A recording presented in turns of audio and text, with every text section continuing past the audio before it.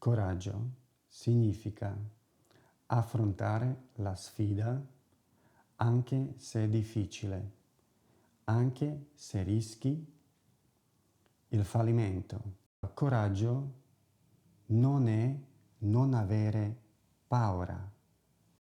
Affrontare la sfida, čiže čeliť výzve. Sfida je výzva. Affrontare la sfida, anche se è difficile. Anche se, ak aj, je to ťažké. Áno? Risky il fallimento. Il fallimento je zlyhanie. Risky, rischiare, riskovať. Čiže ak aj riskuješ zlyhanie. Coraggio non è non avere paura. Čiže odvaha nie je nemať strach. Je to tak? Je to tak. Hej. Rialzarsi dopo una caduta. Hej. Odvaha je rialzarsi, zdvihnúť sa dopo una caduta. Po páde. Hej. Rialzarsi dopo una caduta. L'atleta ha vinto la medaglia d'oro grazie al suo coraggio. Čiže atlet zvíťazil a vinto la medaglia d'oro, vyhral zlatú medailu grazie al suo coraggio, vďaka svojej odvahe. Áno. Tým hral s odvahou až do konca. Iba takto, vytrhnuté z kontextu. La squadra ha giocato con coraggio fino alla fine. Con coraggio, s odvahou, čiže veľmi často je to spojenie nie coraggio ako také, ale con coraggio. Hej, hrala s odvahou fino alla fine. Alla fine, na konci. Fino alla fine, do konca. Áno. Čiže toto máme a dáme nejaký futbal. Futbalista preukázal odvahu vo finále.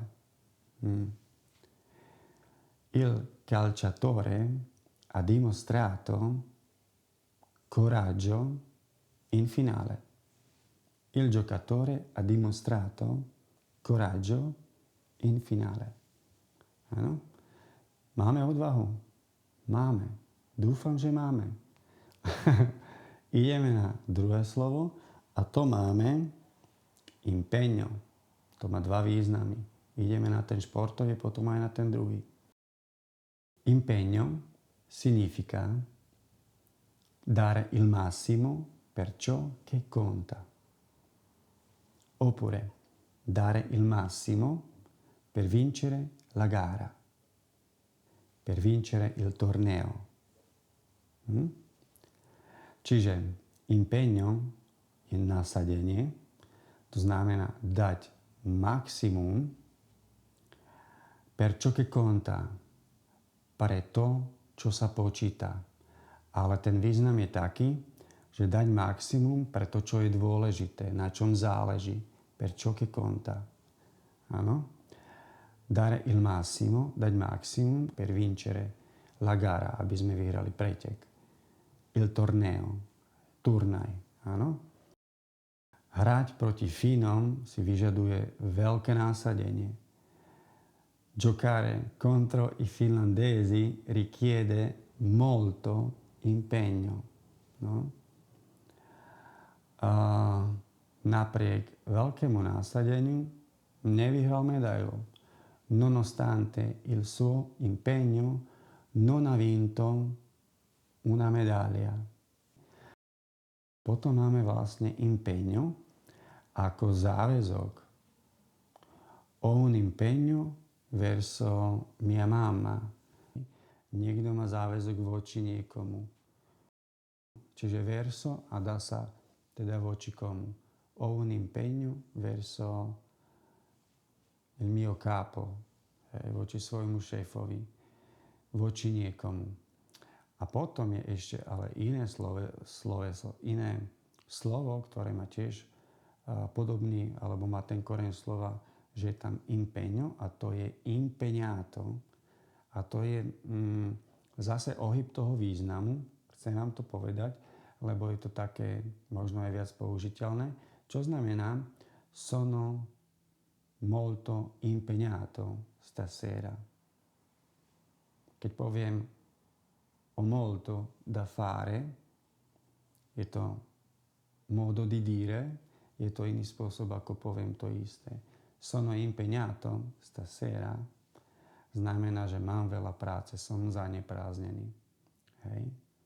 Mám veľa vecí, čo spraviť. Je v tom aj trochu možno to, že nejaký záväzok, že ho musím naplniť, ale ten význam je teda taký. Čiže impeňo je nasadenie v športovom slova zmysle, v tom bežnom význame je to teda záväzok. Sono impegnato, ho molto da fare. Hej, som veľmi zanepráznený. Determinazione è la forza mentale che ti spinge a dare il massimo ogni giorno, superando ostacoli e le difficoltà. Napríklad determinazione, odhodlanie. Hej, je to dosť podobné, ako je napríklad impeňo, tiež násadenie je tiež proste nejaká vnútorná sila. Hej, čiže una forza mentale, je to mentálna sila. Che ti spinge, to je krásny výraz. Spingere, že ťa núti, núti ťa vydať maximum. Hej, to odhodlanie má ten vnútorný pohnutok, je, že idem do toho. Odhodlanie, hej, a dare il massimo, čiže dať maximum ogni giorno. Dal som tam potom, áno, gerundio, superando, prekonávať ostákoly. Ostákoly sú prekážky, le difficoltà a ťažkosti. A ešte som zabudol povedať, aj v odhodlaní, aj v násadení je niečo také, čo nás nutí nevzdávať sa. Non arrendersi mai. Arrendersi je zase zvratné sloveso. Hej. Determinazione e non arrendersi mai. Tvoje odhodlanie je obdivuhodné. La tua determinazione è ammirevole. Ammirevole. Ammirare, obdivovať. Ammirevole, obdivuhodný.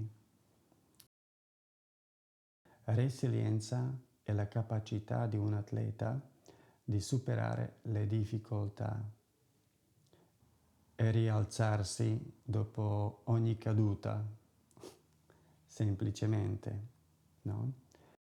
E la capacità je schopnosť di un atleta, nejakého športovca, di superare. Superare je dôležité sloveso, je prekonať le difficoltà, ťažkosti. Rialzarsi dopo una caduta, čiže opäť znova vstať po prehre a potom je, že pokračovať e continuare ad andare avanti, čiže pokračovať pred. Áno? Rialzarsi dopo una caduta. Hej, vstať po porážke, po prehre. Alebo po páde, tak presnejšie. Vstať po páde. Či je to fyzický pád, alebo je to, že si myslíme, že už na to nemáme. Hej, dopo una caduta. Resilienca je odolnosť. Hej. Tá odolnosť je definovaná práve tým, že keď sa mi nedarí, tak vstanem znova. Čiže možno tu je to aj také najzrejmejšie, vychádzajúc z toho princípu. Čiže resilienza è la capacità di un atleta di superare le difficoltà. Čiže toto je odolnosť, resilienza. Mimochodom, veľmi podobné anglickému resilience. Áno. Mentalità vincente significa credere sempre di poter vincere la gara, il torneo olimpico. Čiže mentalita, víťazná mentalita, significa credere, znamená veriť, vždy veriť, di poter vincere, môcť vyhrať. Je tam poter vincere, nie je tam potere vincere. Toto sa stáva napríklad voler, dover a toto pravidlo není nejak zásadné, ale poviem, je troncamento, hej, čiže následuje konzonante, spoluhláska a väčšinou je to teda infinity, slovesa v infinitíve. Kanadskí hokejisti majú víťaznú mentalitu vďaka tomu, že si veria a technickej zdatnosti alebo sile. Gli hockeyisti canadesi hanno una mentalità vincente grazie alla fiducia in se stessi e alla sua forza tecnica. Tak. Víťazná mentalita sa ukáže v rozhodujúcich okamihoch. Mentalità vincente si vede nei momenti decisivi. Mentalità vincente si rivela nei momenti decisivi. Rivelare je odhaliť. Si rivela nei momenti decisivi. Decisivi o rozhodujúcich okamihoch. La passione è fare qualcosa con amore ed entusiasmo. Vášeň je robiť niečo s láskou. Áno? Bez vášne nie je radosť z hry. Senza passione non c'è gioia nel gioco. Bez vášne je ťažko zvíťaziť. Senza passione è difficile vincere. A takisto chýba motivácia. Non c'è motivazione. Áno? A vášeň premieňa sny na realitu.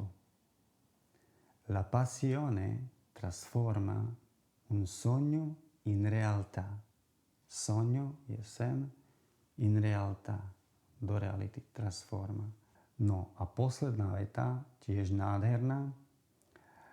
Vášeň sa nedá vysvetliť. Len zažiť. La passione non si può spiegare, soltanto viverla. Non si può spiegare. Hej, si può, je možné. Non si può, hej, potere, posso, poi può. Hej, nie je možné spiegare, vysvetliť, ma soltanto, jedine, viverla, zažiť, lebo je la passione, čiže la na konci, viverla. Najkrajšie vety, hej, vášeň je úplne základná a zásadná. Máme však, a teda chcem to spomenúť, že môžeme povedať, mám veľkú vášeň a poviem to una grande passione a konštrukcia vety v tom prípade bude per a člen pri podstatnom mene. Čiže ho una grande passione per il calcio, per la musica, per lo snowboard, per viaggiare, per imparare l'italiano a tak ďalej a tak ďalej. A potom môže byť, že som vášnivý do niečoho. Sono appassionato di curling, di sci, di musica, di italiano, ale lepšie di studiare l'italiano. Hej. Sono appassionato di viaggiare, sono appassionato di leggere i libri gialli. Hej. Som veľmi nadšený alebo zapálený tak, hej, do čítania i libri gialli, sú kriminálky gialli, čiže žlté, lebo sú žlté. Sono appassionato di, a bez členu, ho una grande passione per, a člen. Je to v podstate ekvivalent alebo ďalší spôsob. Hej, máme modi di dire, budem o tom veľakrát ešte hovoriť a v každom prípade je to možno to, že ako to ešte inak vieme povedať. Áno? Čiže nemusíme povedať my piače, ale môžem povedať, lebo my piače je také, že mám rád, ale není to, že áno, to je proste, to ma teší, z toho mám proste, to ma pohlcuje, hej. To una grande passione, to je to, čo naozaj, hej. To je takéto talianske, že to ma proste baví. A mimochodom ešte je la passione s veľkým P a možno tušíte, čo to asi je. Nesúvisí to s ničím z toho, čo som teraz povedal, ale napadlo ma to. La passione di Gesù Cristo. Alebo hej. Čiže ide Veľká noc. Neviem, kedy toto celé postriham, ale snad to bude pred Veľkou nocou. A teda passione s veľkým P sú pašie Ježiša Krista. Takže anglické Passion, okrem iného tiež teda veľmi známy film, čiže v taliančine Passione, la passione di Cristo. Takže máme všetkých 6. Hej, pekne mi to tu beží, nahráva sa to. Ideme na ďalšie veci. Toto nie je všetko. Ideme si povedať víťazstvo, víťazný. Na to sú 2 výrazy. A z toho, čo ste počuli, tak sa možno niečo aj zopakuje. Takisto prehratý. Prehrať znamená aj strátiť. Ideme ešte na tieto výrazy, aby som vás ešte trošku potrápil a ak ste hľadali práve tieto výrazy, ako ich použiť, tak vám ich prezradím